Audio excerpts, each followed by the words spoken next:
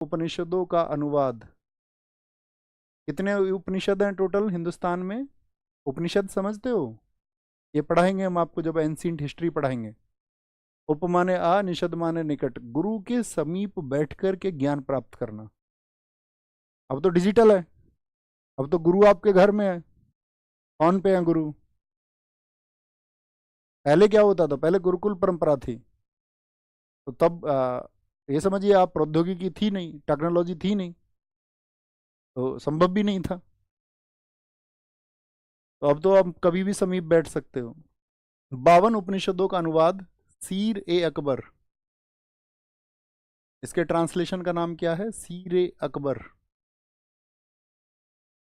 Translation of 52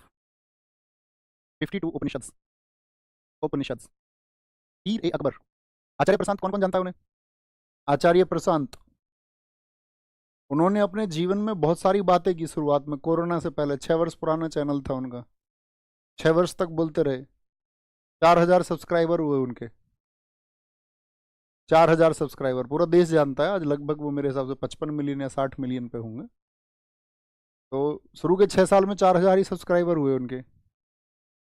बहुत तरह की बातें उन्होंने की, सबसे सब तरह की।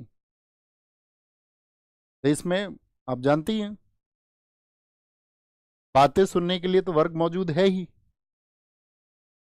आचार्य प्रशांत, आज आप उनके संवाद सुनोगे। मैं अगर आज की बात करूं, पिछले कुछ दिनों में तो उनके संवाद किसी और तरह के हैं, सबकी अपनी रुचि हो सकती है। तो मैंने जितने भी मतलब थिंकर्स हैं इंडिया के, या मैं बोलूं जो भी मतलब गुरु हैं, जो भी हमारे देश में बाबा हैं, मैंने सबको बहुत गौर से सुना है कि वो कहना क्या चाहते हैं, बहुत गौर से एनालिसिस भी किया है, मैंने उनकी तुलना भी की है। तो अब से पहले की जो उनकी बातों को आप सुनोगे, उनकी सारी बातें जो हैं वो उपनिषदों पर आधारित है, वेदांत पर आधारित है, वेदांत पर, उपनिषदों पर। तो उपनिषदिक बात कर रहे हैं अब। मतलब आपने पढ़े नहीं, आप में से कितने लोगों ने पढ़ा है कोई एक उपनिषद? 108 में से बहुत छोटे छोटे उपनिषद हैं।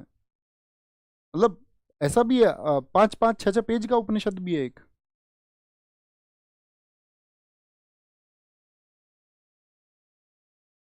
कुछ सुन नहीं रहे? ओशो तो यार कमाल आदमी है।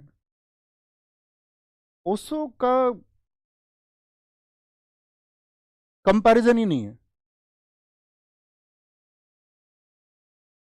ओशो का कंपैरिजन मैंने कहा ना अभी आपसे, मैंने तुलना की है। ओशो का कंपैरिजन मैंने बातों को सुन करके, जे कृष्ण मूर्ति, जिद्दू कृष्ण मूर्ति, उनकी बातों को सुना मैंने। मतलब वो यहाँ और ऊपर, ओशो से भी। तो वो सारी बातें औपनिषदिक बातें हैं, आप भी पढ़ सकते हो, ऐसा कुछ नहीं है कि।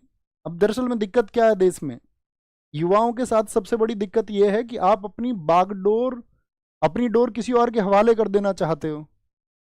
कह रहे हैं गुरुजी मैं बहुत परेशान हूं, और मेरे घर में ये परेशानी है, मुझे मार्ग दिखाओ। अरे अपनी परेशानियों का मार्ग आप स्वयं ढूंढें। आपकी परेशानियों को आप सबसे बेहतर तरीके से जानते हैं, उसके लिए आपको किसी और से सॉल्यूशन क्यों ही खोजना है? खुद खोजोगे। आप बताइए, आप खुद सॉल्यूशन खोजोगे तो तब आसानी से निकलेगा ना, क्योंकि समस्याएं तुम सबसे ज्यादा जानते होगे। अब आप एक स्टूडेंट है, आप जानते हैं आपका एक लक्ष्य है, तो आप जानते होगे ना आपकी समस्या कौन सा विषय है। अच्छा, गणित मेरी समस्या है, या भूगोल मेरी समस्या है, इकोनॉमिक्स मेरी समस्या है, तो उसको आपको जान करके उसको ठीक करना होगा, क्योर करना होगा, बीमारी का इलाज करना होगा।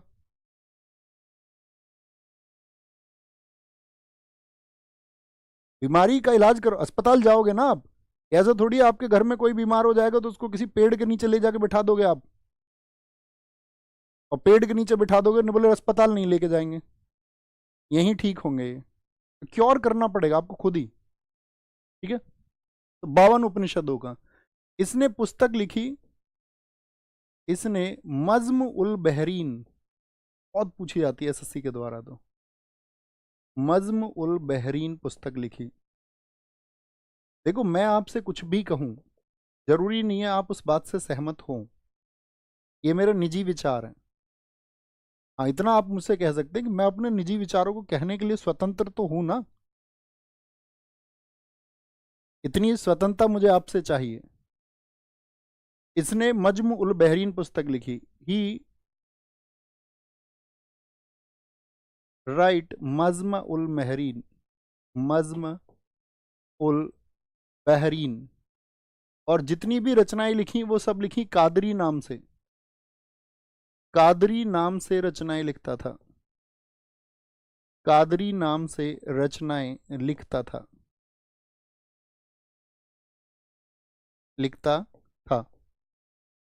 सिख गुरु जो इसको समर्थन दिए थे, सिख गुरु जिनका समर्थन प्राप्त किया, सिख गुरु हु सपोर्ट हिम, उनका नाम है गुरु हर राय, गुरु हर राय। और बहुत सारे गुरु थे, उनके एक गुरु का नाम कहा जाता है जो उनके स्पिरिचुअल टीचर थे, दारा सिखों के आध्यात्मिक गुरु,